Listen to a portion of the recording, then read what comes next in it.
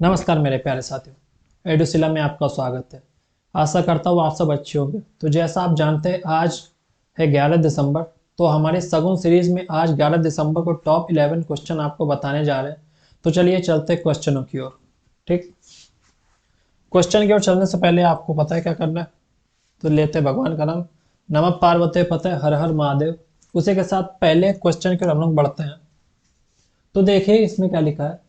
किस देश की भुगतान प्रणाली को आईएमएफ द्वारा दुनिया का सबसे बड़ा रियल टाइम पेमेंट सिस्टम घोषित किया गया है। ठीक, क्वेश्चन का आंसर बताने से पहले आप एक चीज देख रहे होंगे। यहाँ पर एक शब्द लिखा आईएमएफ। तो ये आईएमएफ क्या होता है? तो जैसा आप जानते हैं इसका जो फुल फॉर्म होता है वो इंटरनेशनल मॉनेटरी फंड। ठीक, इंटरनेशनल मॉनेटरी फंड होता है, जिसका मतलब हिंदी में अंतर्राष्ट्रीय मुद्रा कोष। ठीक, तो आईएमएफ के बारे में आपको एक चीज इंपॉर्टेंट बता दें। इसकी जो स्थापना है ये एक चर्चा का विषय है। काफी लोग कहते हैं कि ये जुलाई 1944 यानी कि जुलाई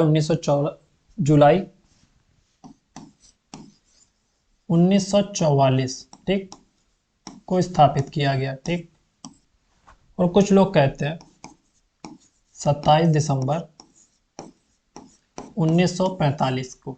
ठीक, तो आपको इसको सही उत्तर जो बताते हैं, अगर पेपर में पूछा जाएगा आईएमएफ की स्थापना कब हुई है तो आपको लगाना है 27 दिसंबर 1945, क्योंकि जो जुलाई 1944 है इस समय इसकी नींव रखी गई थी।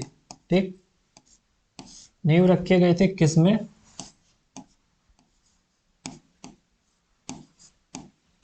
एक ब्रेंटन वुड्स सम्मेलन हो रहा था, उसमें इसके नींव रखे गए थे। ठीक, और इसका जो मुख्यालय है, ठीक, इसका जो हेडक्वार्टर है, तो आईएमएफ का हेडक्वार्टर है वॉशिंगटन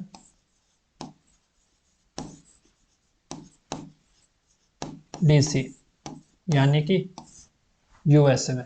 समझ रहे हैं आप?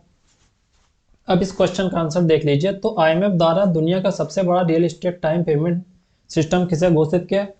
तो वो किया गया है भारत के यूपीआई को। ठीक, जो आप गूगल पे फोन पे में करते हैं उसी यूपीआई को, सबसे बड़ी प्रणाली उसके द्वारा लेन देन का जो सारा सिस्टम है सबसे शीर्ष स्थान पे भारत का यूपीआई। और यूपीआई का फुल फॉर्म आप देख लीजिए, एब्रीविएशन यानी कि फुल फॉर्म में ये पूछा जा सकता है। तो इसका जो फुल फॉर्म होता है वो होता है unified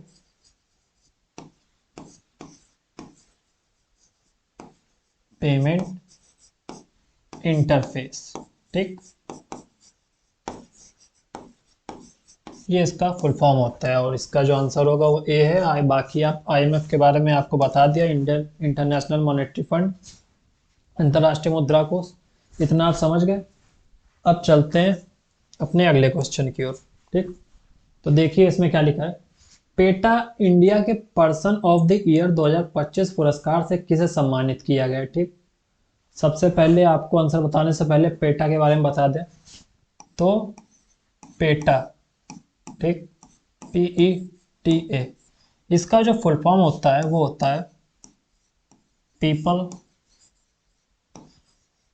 for the ethical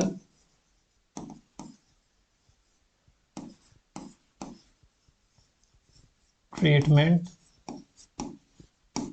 of animal. ठीक, ये होता है। और पेटा की स्थापना कब हुई थी? तो इसकी स्थापना हुई थी 1980 में। ठीक, और इसका हेडक्वार्टर कहाँ पर है? तो इसका हेडक्वार्टर है वर्जीनिया, जो कि यूएसए यानी कि संयुक्त राष्ट्र अमेरिका में। ठीक, ये पेटा आपको पता चल गया। जो पेटा इंडिया, ठीक, उसकी स्थापना कब हुई थी? तो पेटा इंडिया की स्थापना हुई थी सन 2000 यानी कि 2000 ईस्वी में, मतलब 2000 में हुई थी। और इसका मुख्यालय कहाँ पर है, हेडक्वार्टर है इंडिया में, कहाँ हो सकता है? मुंबई में, ठीक। इतना आप समझ गए। अगर पेटा के बारे में पूछा जाए पीईटीए तो इतना आप समझ गए। अब इसका आंसर देख लीजिए। पेटा इंडिया के पर्सन ऑफ द ईयर 2025 पुरस्कार से किसे सम्मानित किया गया? तो वो है रवीना टंडन। अभी हाल ही में इसका जो पुरस्कार है वो रवीना टंडन जी को दिया गया, ठीक। इसी के साथ अपने अगले क्वेश्चन की ओर बढ़ते हैं। तो देखिए, किस भारतीय राज्य ने अमेरिकी दूतावास वाली सड़क का नाम डोनाल्ड ट्रम्प एवेन्यू रखने की घोषणा की है? तो ये घोषणा की है तेलंगाना राज्य ने, ठीक। इसी के साथ अपने अगले क्वेश्चन की ओर चलते हैं। दिसंबर 2025 में international big cat alliance IBCA का 19वां सदस्य कौन बना है?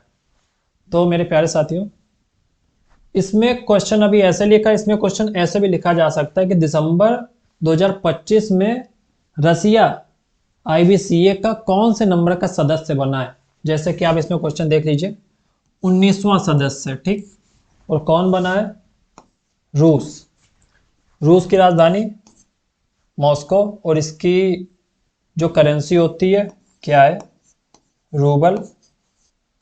और आपको पता है कि यहाँ के राष्ट्रपति कौन है?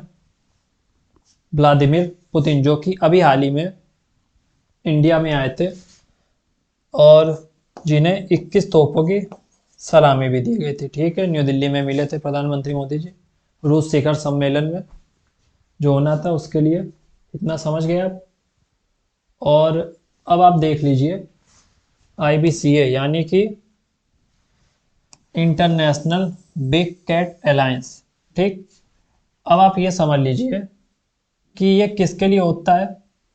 तो ये होता है जो बिल्लियों का प्रकार है, बिल्लियों की प्रजाति, यानी कि कितने प्रकार की बिल्ली है? 7, ठीक। कौन कौन सी? पहले नंबर की जो है वो हो गया बाघ, ठीक। फिर बाघ, शेर, तेंदुआ, चौथा कौन सा है? हिम तेंदुआ,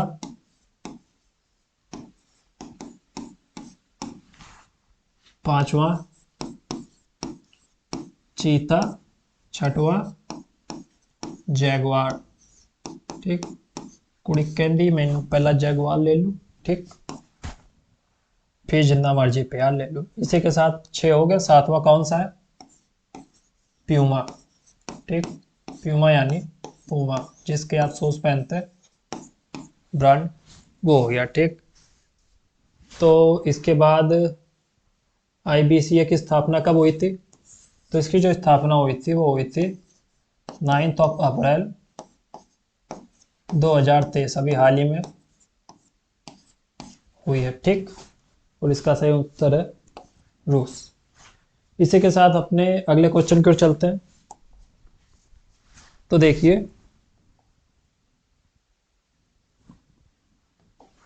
फुटबॉल को बढ़ावा देने के लिए किस राज्य सरकार ने प्रोजेक्ट महादेव शुरू किया है? हर हर महादेव। तो आप समझ सकते हैं जो फुटबॉल है उसको बढ़ावा देने के लिए कौन सी सरकार, राज्य सरकार ये शुरू कर सकती है? अब आप अगर पेपर में क्वेश्चन आ जाए तो थोड़ा दिमाग लगाइएगा। सबसे भारत का जो सबसे बड़े राज्य हैं वो कौन कौन से हैं? राजस्थान तो क्षेत्रफल में उतना ज़्यादा विकसित नहीं है, तो आप समझ सकते हैं एक उत्तर प्रदेश और महाराष्ट्र, ठीक।